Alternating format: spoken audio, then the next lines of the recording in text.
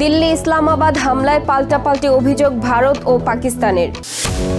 তাইওয়ানে typhoon ফাং ওয়েং এর তাণ্ডবে প্লাবিত বিস্তীর্ণ এলাকা, ব্যাপক ক্ষয়ক্ষতি। দ্বিপাক্ষিক নিরাপত্তা সহযোগিতার নতুন চুক্তির ঘোষণা করেছে অস্ট্রেলিয়া ও ইন্দোনেশিয়া। থাইল্যান্ড থেকে চায়নাতে পাঠানো হলো শীর্ষ অপরাধী জুয়ার সম্রাট শি জুজিয়াকে। উদ্বোধনের কয়েক মাস পরই ধসে পড়ল চায়নার হংকি সেতু।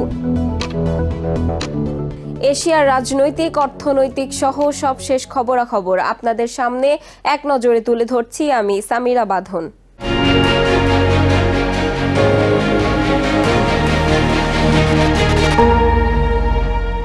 প্রতিবেশী দুই দেশের রাজধানীতে পরপর 2 দিনে ভয়াবহ বিস্ফোরণের পর উত্তেজনা বেড়েছে ভারত ও পাকিস্তানের মধ্যে। এই বিস্ফোরণের জন্য একে অপরকে দুষছেন তারা। মঙ্গলবার ইসলামাবাদের আদালত ভবনের বাইরে আত্মঘাতী হামলায় অন্তত 12 জন নিহত ও 27 জন আহত হন। পাকিস্তান সরকার এই হামলার জন্য ভারতকে দায়ী করলে ভারত অভিযোগকে ভিত্তিহীন ও মিথ্যা বলে প্রত্যাখ্যান করেছে। এর আগের দিন নয়াদিল্লির লালকেল্লা সংলগ্ন এলাকায় গাড়ি বিস্ফোরণে 10 জন নিহত হন।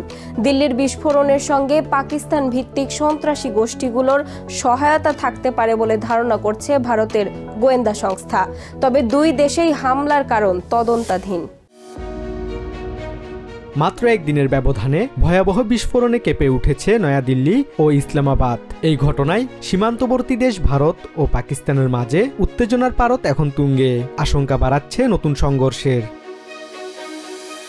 মঙ্গলবার দুপুরে পাকিস্তানের রাজধানী ইসলামাবাদের আদালত প্রাঙ্গণে আত্মঘাতী হামলায় অন্তত 12 জন নিহত ও 27 জন আহত হন। নিহতদের মধ্যে ছিলেন পথচারী ও আদালতে কাজে আসা সাধারণ মানুষ। পুলিশ জানিয়েছে, হামলাটি আদালতের গেটের পাশে একটি পুলিশ গাড়িকে লক্ষ্য করে চালানো হয়। আন্তর্জাতিক সংবাদ মাধ্যম অ্যাসোসিয়েট প্রেস জানায়, জামাতুল আহরার নামে একটি সংগঠন, যা তালেবান গোষ্ঠী তেহরিকে তালেবান পাকিস্তান বা টিটিপি থেকে পৃথক হয়ে গঠিত, এই হামলার দায় স্বীকার করেছে। তবে সংগঠনের অন্য এক নেতা ওই দাবি অস্বীকার করেছেন। টিটিপিও তাদের জড়িত থাকার বিষয়টি নাকচ করেছে। এদিকে তদন্ত চলমান থাকা অবস্থাতেই ইসলামাবাদ অভিযোগের তীর ছুঁড়েছে ভারতের দিকে। প্রধানমন্ত্রী শাহবাজ শরীফের দপ্তর এক বিবৃতিতে হামলাটিকে ভারতের রাষ্ট্রীয় পৃষ্ঠপোষকতায় পরিচালিত সন্ত্রাসবাদের জঘন্য উদাহরণ বলে উল্লেখ করেছে। পাকিস্তানের স্বরাষ্ট্রমন্ত্রী মহসিন নাকভি দাবি করেছেন, হামলাটি পরিচালনা করেছে ভারত সমর্থিত ও আফগানি তালেবান ঘনিষ্ঠ গোষ্ঠী। ভারত অবশ্য এসব অভিযোগকে সরাসরি প্রত্যাখ্যান করেছে।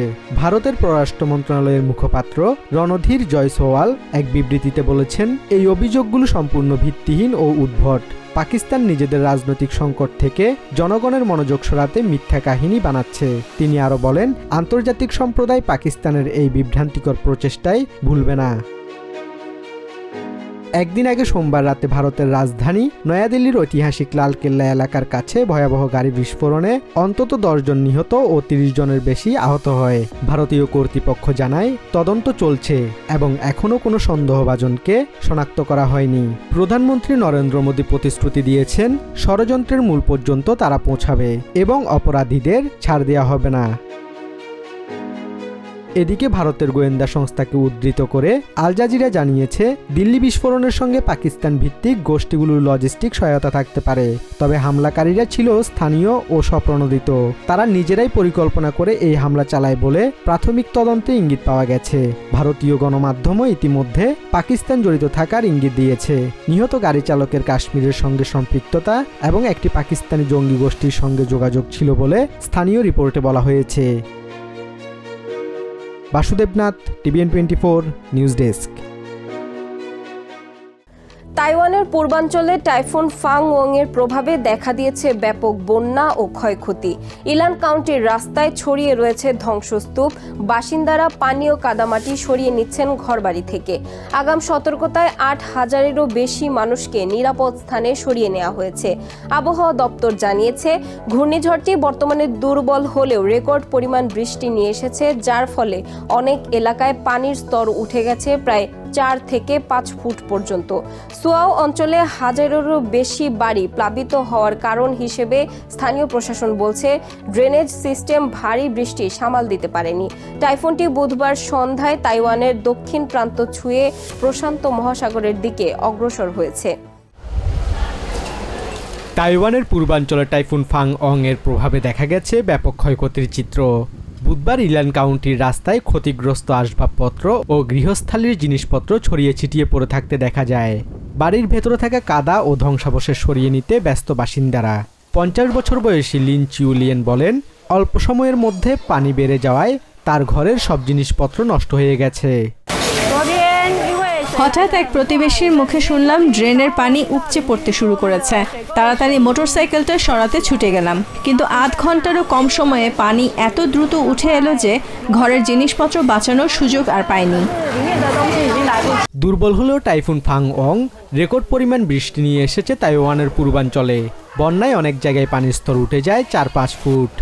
আগাম সতর্কতা হিসেবে 8300-রও বেশি মানুষকে নিরাপদ স্থানে সরিয়ে নেওয়া হয়েছে। এদিকে তাইওয়ানের ইলান কাউন্টির বিশেষ এলাকা পানির নিচে ডুবে গেছে। তাইওয়ানের ফায়ার সার্ভিস ডিপার্টমেন্ট জানিয়েছে, ইলান ও নিকটবর্তী হুয়ালিয়েন এলাকা থেকে বহু মানুষকে সরিয়ে নেওয়া হয়েছে। এছাড়া মৌসুমি বায়ুর প্রভাবে দ্বীপের পূর্ব উপকূলে বেড়ে গেছে বৃষ্টিপাত। অন্যদিকে বন্দর শহর সুয়াওতে হাজারেরও বেশি বাড়ি প্লাবিত হয়েছে। মঙ্গলবার শহরটিতে রেকর্ড 648 মিলিমিটার বৃষ্টি হয়েছে, যা নভেম্বর মাসের সর্বোচ্চ রেকর্ড। বুধবার বন্যার পানি নেমে যাওয়ার পর বাসিন্দাদের ঘরবাড়ি ও দোকানপাট পরিষ্কার করতে দেখা যায়। সুয়াও টাউনশিপের প্রধান লিমিং চে বলেন, ভারী বৃষ্টি এই বন্যার কারণ। বর্তমান পরিস্থিতি অত্যন্ত গুরুতর। প্লাবিত এলাকাগুলোতে ঘরের ভেতরে পানির স্তর ইতিমধ্যেই প্রায় 130 থেকে 140 সেন্টিমিটার পর্যন্ত পৌঁছেছে।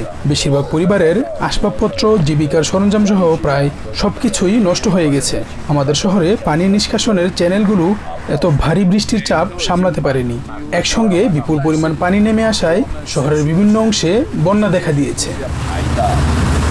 আবহাওয়া দপ্তর জানিয়েছে, বুধবার সন্ধ্যার দিকে ঘূর্ণিঝড়টি তাইওয়ানের দক্ষিণ প্রান্ত ছুঁয়ে প্রশান্ত মহাসাগরের দিকে চলে যাবে। এর আগে ফিলিপিন্স অতিক্রমের সময় এটি 27 জনের প্রাণ কেড়ে নিয়েছে। তবে তাইওয়ানে ঝড়ের কারণে কারো প্রাণহানি ঘটেনি বলে জানিয়েছে প্রশাসন। Basudebnath, TVN 24 news desk. পরস্পরের নিরাপত্তা হুমকি মোকাবিলায় পরামর্শ ও সহযোগিতার অঙ্গীকার করে নতুন দ্বিপাক্ষিক চুক্তির ঘোষণা করেছে অস্ট্রেলিয়া ও ইন্দোনেশিয়া। বুধবার সিডনিতে আলোচনার পর এই ঘোষণা দেন অস্ট্রেলিয়ার প্রধানমন্ত্রী অ্যান্থনি অ্যালবানিজ ও ইন্দোনেশিয়ার প্রেসিডেন্ট প্রাবো সুবিয়ান্তো। অ্যালবানিজ বলেন, এটি আগের চুক্তির সম্প্রসারিত রূপ, যা নিয়মিত নিরাপত্তা সংলাপ নিশ্চিত করবে। প্রাবো জানান, উভয় দেশ প্রতিরক্ষা ও নিরাপত্তা সহযোগিতা জোরদারে প্রতিশ্রুতিবদ্ধ।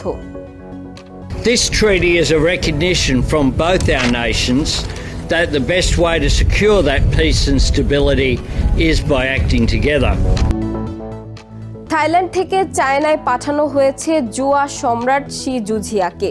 43 বছর বয়সী শি জুঝিয়া একজন চায়নার নাগরিক। বুধবার থাইল্যান্ডের রাজধানী ব্যাংকক থেকে তাকে চায়না পাঠানো হয়। থাই পুলিশ জানায়, 3 বছরেরও বেশি সময় ধরে চলা আইনি লড়াইয়ের পর আদালত তাকে দেশে পাঠানোর আদেশ বহাল রাখে। 2022 সালের অগাস্টে ইন্টারপোলের রেড নোটিশে ব্যাংককে গ্রেপ্তার হন শি। তিনি অনলাইনে অবৈধ জুয়া, ক্যাসিনো পরিচালনা ও মিয়ানমারকে অর্থ পাচারের ঘাঁটি হিসেবে ব্যবহারের অভিযোগে চায়নাতে বিচারের মুখোমুখি হবেন। চায়নায় উদ্বোধনের মাত্র কয়েক মাস পরই আংশিকভাবে ধসে পড়েছে হংকি সেতু। চায়নার দক্ষিণ পশ্চিমাঞ্চলে একটি ন্যাশনাল হাইওয়ের ওপর সেতুটি অবস্থিত। কর্তৃপক্ষ জানায়, পাহাড়ের ঢাল ও রাস্তায় ফাটল দেখা যাওয়ায় 758 মিটার দীর্ঘ এই সেতুটি সোমবার বিকেলে বন্ধ করে দেওয়া হয়। মঙ্গলবার বিকেলে পাহাড়ের পরিস্থিতি আরও খারাপ হলে ভূমিধস শুরু হয়। এতে সেতুর সামনের অংশ এবং রাস্তাটি পুরোপুরি ধসে পড়ে। অবশ্য এই ঘটনায় কোনো হতাহতের খবর পাওয়া যায়নি। চলতি বছরের শুরুর দিকে সেতুটির নির্মাণ কাজ শেষ হলে গত 28 সেপ্টেম্বর জনসাধারণের জন্য খুলে দেওয়া হয়। এটি চায়নার মূল ভূখণ্ডকে তিব্বতের সঙ্গে সংযোগকারী মহাসড়কের একটি অংশ। এক নজরে প্রতিদিন এশিয়ার খবর জানতে চোখ রাখুন TVN 24 নিউজ নেটওয়ার্কের ইউটিউব ও ফেসবুক পেজে। নিউ ইয়র্ক থেকে সম্প্রচারিত TVN 24 টেলিভিশন বিশ্বজুড়ে বাঙালির কণ্ঠস্বর।